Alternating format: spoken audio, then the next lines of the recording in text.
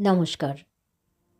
আমরা যা প্রার্থনা করেছি তা পাওয়ার পরে তাদের ধরে রাখার জন্য, শৃঙ্খলার জন্য ঈশ্বরের কাছে আবার প্রার্থনা করতে হবে এবং এটিকে বহুগুণ করার জন্য জ্ঞানের জন্য প্রার্থনা করতে থাকতে হবে। কারণ নিয়মিত প্রার্থনার পদ্ধতি অসম্ভবকে সম্ভবের পথে চলতে সাহায্য করে। জয় যিশু। ধন্যবাদ।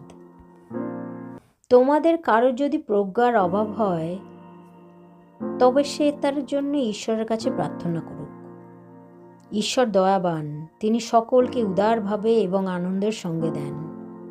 অতএব ঈশ্বর তোমাদের প্রজ্ঞা প্রদান করবেন, কিন্তু ঈশ্বরের কাছে চাইতে হলে কোনো রকম সন্দেহ না রেখে সম্পূর্ণ বিশ্বাসের সঙ্গেই তা চাইতে হবে। কারণ যে সন্দেহ করে সে ঝোড়ো হাওয়ায় আলোড়িত উত্তাল সমুদ্র তরঙ্গের মতো। এই প্রকার লোক দুই মনের মানুষ, প্রত্যেকটি কাজেই চঞ্চল ও অস্থির।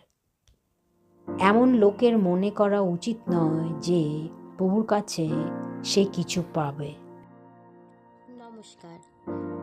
জেগে থাকো এবং প্রার্থনা করো যাতে তোমরা প্রলোভনে না পড়ো। আত্মা আগ্রহী হলে দেহ দুর্বল হয়। প্রভু যিশু, আপনি আমাদের সম্পর্কে সব কিছুই জানেন। আমাদের আত্মা অনেক কিছুতে আগ্রহী হলেও মন ও দেহ অনেক সময় দুর্বল, কারণ আমরা লোকেরা কি বলবে তা নিয়ে বেশি চিন্তা করি, যেন তারা আমাদের খাওয়াবে। সত্যর প্রয়োজনীয়তা বুঝতে আমাদের সাহায্য করুন।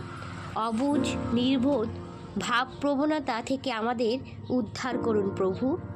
জয় যিশুর জয় হোক। আমেন।